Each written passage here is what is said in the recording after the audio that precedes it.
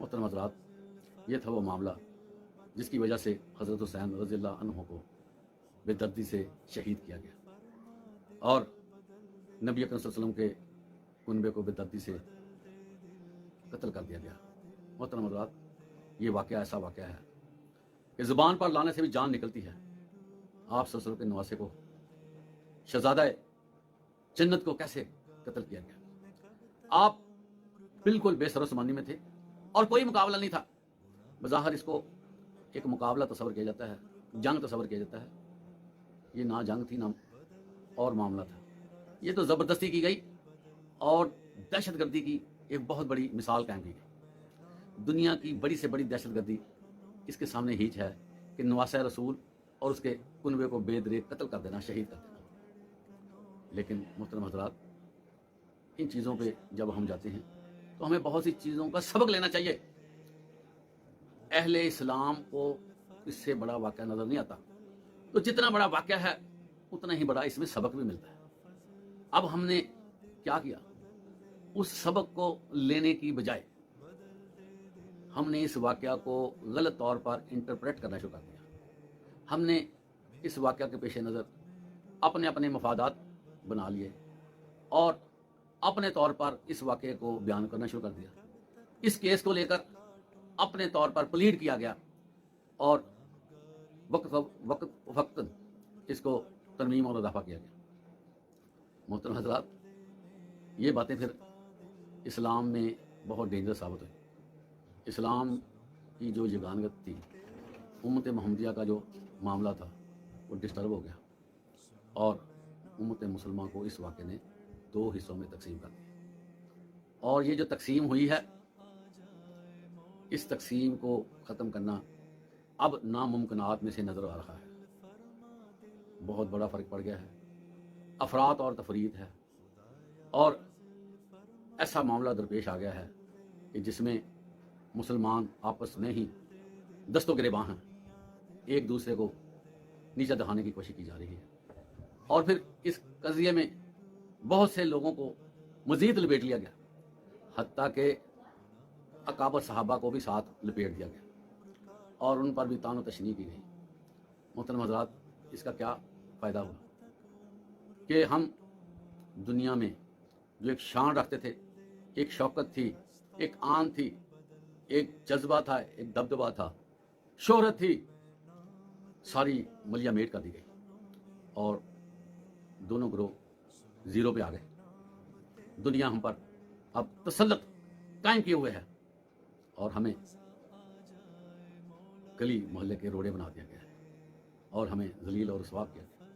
وجہ کیا ہے کہ واقعہ کربلا کو اگزامپل بنانے کے لیے، اس سے کچھ سیکھنے کے لیے ہم نے کوشش نہ کی، بلکہ ایک دوسرے پر الزامات کی بچھاڑ کر دی اور ایسا فرق پڑ گیا کہ اس کو جوڑنا مشکل ہو۔ محترم حضرات، آپ رضی اللہ عنہ نے اور آپ کے قبیلے نے جو شہادت حاصل کی ہے، وہ ہمارے لیے ایک بہت بڑی مثال ہے کہ دنیا میں وہ انہوں نے اس کو بچھونا نہیں بنایا، دنیا کو ہی سمیٹنے کا انہوں نے قصد نہیں کیا، بلکہ دنیا کی پرواہ نہ کی اور حق بات کے لیے اپنی جان کا نذرانہ پیش کر دیا۔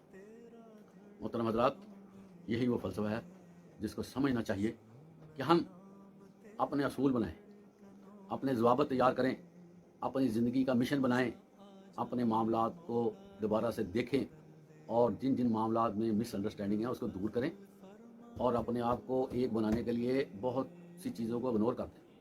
کیونکہ یہ جو واقعہ ہوا، یہاں رہنے والے اس واقعے کے ذمہ دار نہیں ہیں، یہاں رہنے والے اس واقعے کے حصے دار نہیں ہیں۔ بعد میں آنے والے لوگ، ان کو یہ واقعہ سننے میں، پڑھنے میں، دیکھنے میں ملا، لیکن ڈائریکٹ وہ ذمہ دار نہیں۔ تو ہم نے ایک پڑھی ہے بات، دیکھی ہے بات، سمجھی ہے بات، تو اس میں آپس میں لڑنے کی وجہ کیا بنتی ہے، یہ ہمیں سمجھ نہیں آئی۔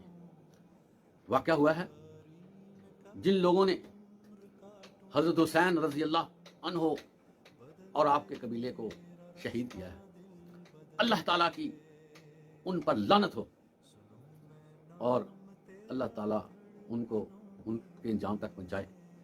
محترم حضرات، ہمیں آپس میں یہ سلسلہ نہیں بنانا چاہیے کہ ہم دست و گریباں رہیں. جب بھی 10 محرم آنے والا ہو، ملک میں ڈسٹربنس شروع ہو جائے، ملک میں امن و امان کے مسائل بن جائیں، ملک رسک پر آ جائے، ملک کاروباری طور پر اور دوسری ایکٹیویٹیز میں رک جائے، ملک میں مذہبی منافرت شروع ہو جائے، فرقہ وارانہ مسائل شروع ہو جائیں، ملک میں نفرت کا اظہار ہونے لگ جائے، ایک دوسرے کے خلاف تقاریر شروع ہو جائیں، پروپیگنڈا شروع ہو جائیں. اور محترم حضرات، اس چیز کی ضرورت کیا ہے یہ بتائیں؟ کیوں ایسے کیا جاتا ہے؟ کیوں ہم ایک دوسرے کے ساتھ لگے ہوئے ہیں؟ اور یہ ایسا سلسلہ ہے جس کا کوئی رزلٹ نہیں ہے، جس کا کوئی حاصل نہیں ہے، اس سے ہمیں کوئی چیز نہیں ملنی، جتنا مرضی وہاں پر آپس میں لڑتے رہیں، جھگڑتے رہیں. محترم حضرات، ہمیں کیا ضرورت ہے آپس میں تعلق داری ختم کرنے کی؟ کیا ضرورت ہے آپس میں نفرت پیدا کرنے کی؟ کیا ضرورت ہے دوسرے پر تان کرنے کی؟ کیا ضرورت ہے دوسروں کے جذبات مجروح کرنے کی؟ کیا ضرورت ہے کیچڑ اچھالنے کی؟ محترم حضرات، کسی کو کوئی اعتراض ہے، کسی کو کوئی گلہ ہے، کسی کو کوئی شکوہ ہے، وہ باتیں کرنے چاہتا ہے، وہ اپنے دل کی بھڑاس نکالنا چاہتا ہے، تو ہر اپنے گھر میں نکالے، اپنے ڈرائنگ روم میں باتیں کر لے، اپنے کنبے کے ساتھ باتیں کر لے، اپنے ملنے والوں سے گھر میں بیٹھ کر باتیں کر لے. محترم حضرات، ایسی باتیں جس سے دوسروں کے دل خراب ہوتے ہیں، دل خراش ہوتے ہیں، پریشانی ہوتی ہے، ان کو سر عام کرنے سے کیا فائدہ ہوتا ہے؟ کیا فائدہ ہوتا ہے؟ محترم حضرات، سارے معاملات اللہ کے پاس ہیں.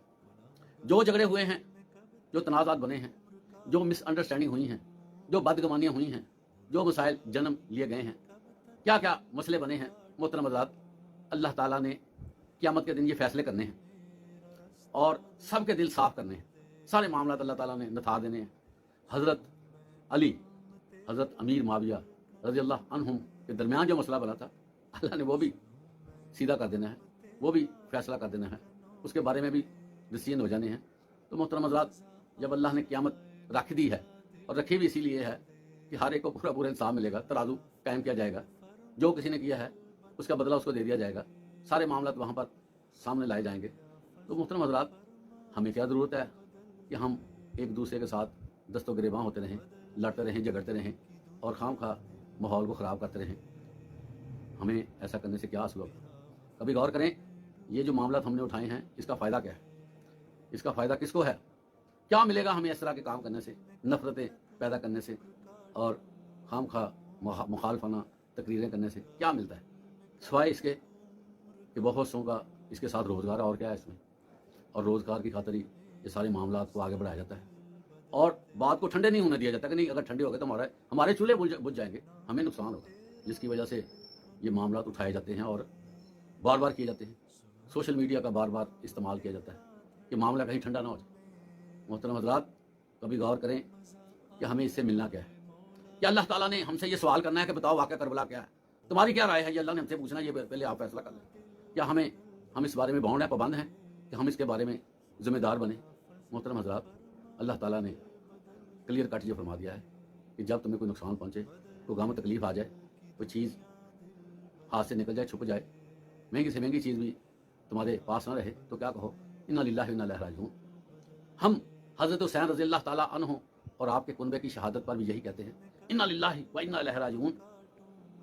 اور انشاءاللہ اللہ تعالیٰ حضرت حسین رضی اللہ تعالیٰ عنہ کو بہت عمدہ مقام عطا فرمائے گا، اور جتنی بڑی آپ نے قربانی دی ہے اللہ اس کو آنر دے گا. تو اللہ کے ہاں ساری چیزیں ہیں، ہمیں ضرورت کیا ہے؟ آپ خود ہی مشتلم ہوتے رہیں، خود ہی ماحول کو خراب کرتے رہیں. محترم حضرات، کسی کے پاس کوئی ٹائم نہیں ہے. ذکر کریں اللہ کا، قرآن پڑھیں ترجمے کے ساتھ، آپ صلی اللہ علیہ وسلم کی سیرت کی باتیں کریں، جو اللہ نے معاملات بتائے ہیں اس پہ چلنے کی کوشش کریں. دین ہمارا سادہ ہے، اس میں کامیابی آسان ہے. آپ علیہ الصلوۃ والسلام نے یہ فرمایا کہ اہل ایمان کے پاس جنت ایسے ہی ہے جیسے بندہ اپنا ہاتھ اٹھا کے اپنے تسمے صحیح کرتا ہے. کتنی قریب ہے یہ چیز، ایک سیکنڈ میں ہمارے تسمے صحیح ہو جاتے ہیں. اسی طرح اللہ کے نبی فرماتے ہیں مومن کو اتنی جلدی جنت مل جائے. تو ہمیں تو جنت کے لیے کام کرنا چاہیے، ہمیں تو جنت کے لیے فکر مند ہونا چاہیے، ہمیں تو اللہ کو راضی کرنے کے لیے کوشش کرنی چاہیے، ہمیں تو اللہ کا ذکر کرتے ہوئے اپنے مرتبے اللہ کے ہاں بلند کروانے چاہیے، ہمیں تو اللہ سے محبتیں کرنی چاہیے جہاں سے یہ ساری چیزیں ملنی. تو جب سب معاملات اللہ کے ہاتھ میں ہیں تو ہمیں کیوں اتنی پریشانی ہے کہ ملک کو ہم سیل کروا دیتے ہیں، ملک کی ساری سیکورٹی اسی کام میں لگ جاتی ہے، ملک کے معاملات سارے رک جاتے ہیں.